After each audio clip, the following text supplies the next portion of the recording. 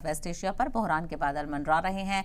Iran Israel के खिलाफ बदले की धमकी दे रहा है और हमास और हिजबुल्ला में टॉप लीडर्स के लोगों के कत्ल का बदला लेने के लिए अपनी अगली कार्रवाई का मंसूबा बना रहा है। ईरान की जमीन पर हमास लीडर इस्माइल हनिया का कत्ल तेहरान के लिए शर्मनाक रहा है, जिससे ईरान की सरहदों के अंदर हमला करने की इजराइल की सलाहियत का पता चलता है। इन कत्ल ने ईरान और उसके मुआवनीन के माकूल बदले की जरूरत को और ज्यादा बढ़ा दिया है। ईरान अपने अगले कदम पर फैसला लेने के लिए अपने नुमाइंदों से मिल रहा है। ईरान के साथ ही ग्रुप्स का नेटवर्क कई ममालिक में फैला हुआ है, जिसमें लबनान में हिजबुल्ला, गाजा में फलस्तीनी इस्लामिक जिहाद और हमास, सीरिया और इराक में शिया मिलिशियाई और यमन में हूती शामिल हैं। हिजबुल्ला, जिसे अक्सर ईरान के प्रॉक्सी वॉर की अहम कड़ी माना जाता है, हिजबुल्ला के पास रॉकेट और ड्रोन का एक बड़ा जखीरा है और वो इसराइल के किसी भी हिस्से पर हमला करने की ताकत का दावा करता है। हिजबुल्ला के रॉकेट जखीरे की तादाद तकरीबन 1 लाख है, जिसके साथ हजारों जंग के तजुर्बेकार लड़ाके भी हैं। इसराइल हमास जंग के शुरू होने के बाद से लबनान में हिजबुल्ला इसराइल में रॉकेट दाग रहा है और कई मोर्चों पर दबाव भी बनाए हुए हैं। ईरान यमन में हूती बागियों को भी सपोर्ट कर रहा है, जिन्होंने इसराइली टारगेट्स पर बैलिस्टिक मिसाइलें दागी हैं और रेड सी में अमेरिकी नेवी दस्तों को चैलेंज देना जारी रखा है, जिससे अहम समुद्री रूट मुतासिर हो रहे हैं। इसके अलावा ईरान मुखालिफ मिलिशियाओं की हिमायत करता है और जो बशर अल असद की सीरियाई इक़्तिदार की हिमायत करते हैं, जो मुबैना तौर पर लबनान में हिजबुल्ला को हथियारों की खेप भेजने के लिए सीरिया इलाकों का इस्तेमाल कर रहे हैं। इराक में इस्लामिक रेसिस्टेंस कताइब हिजबुल्ला ईरान का सबसे बड़ा हामी है और ये इराक में अमेरिका और इत्तेहादी दस्तों के खिलाफ कई हमलों में शामिल रहा है, जबकि इसराइल ईरानी बॉक्सी पर हमला कर रहा है।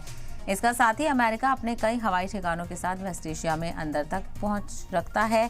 इस इलाके में 12 अमेरिकी जंगी जहाज भी हैं। बाइडेन इंतजामिया ने इसराइल को हिमायत देने का वादा किया है, लेकिन सभी फरीक ने सब्र रखने की अपील की है। मौजूदा बहरान अप्रैल के टकराव से काफी मिलता जुलता है, जब इसराइल ने एक अमेरिकी जहाज पर हमला किया था।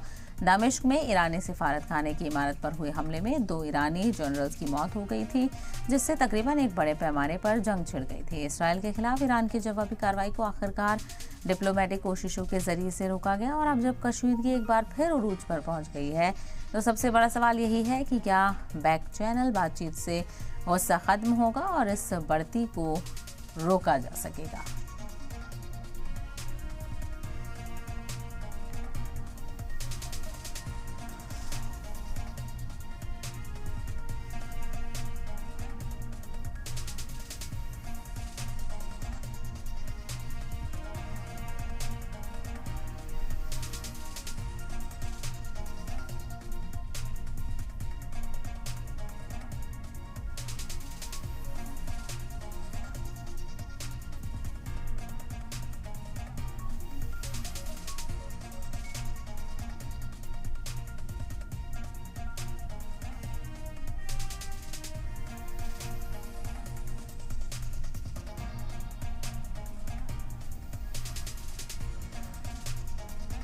तो 12 या 13 अगस्त को लेकर अहम दिन माना जा रहा है, क्योंकि जिस तरह से वेस्ट एशिया पे बहरान के बादल मंडरा रहे हैं, ईरान इजराइल के खिलाफ बदले की धमकी दे रहा है और हमास और हिजबुल्ला में टॉप लीडर्स के लोगों के कत्ल का बदला लेने के लिए अपनी अगली कार्रवाई का मंसूबा बना रहा है।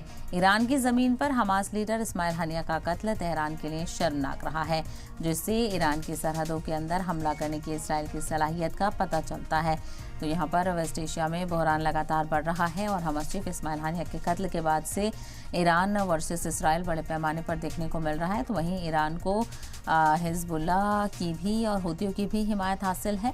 तो ऐसे में देखना बेहद अहम होगा कि वेस्ट एशिया में जो वॉर लगातार बढ़ता नजर आ रहा है, जो खतरे की घंटी देखने को मिल रही है, उसका बैनुल अक़वामी सतह पर आलमी दुनिया पर क्या असर पड़ता है।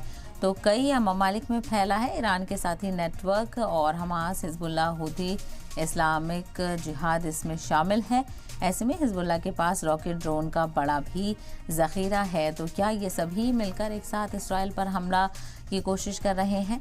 तो ये लगातार खतरा बना हुआ है और हमास चीफ इस्माइल हनिया के कत्ल के बाद से वेस्ट एशिया में खतरे की घंटी लगातार देखने को मिल रही है, जो कि ईरान की तरफ से भी वाज़ेह किया गया था कि वो इस कत्ल का बदला ज़रूर लेगा, क्योंकि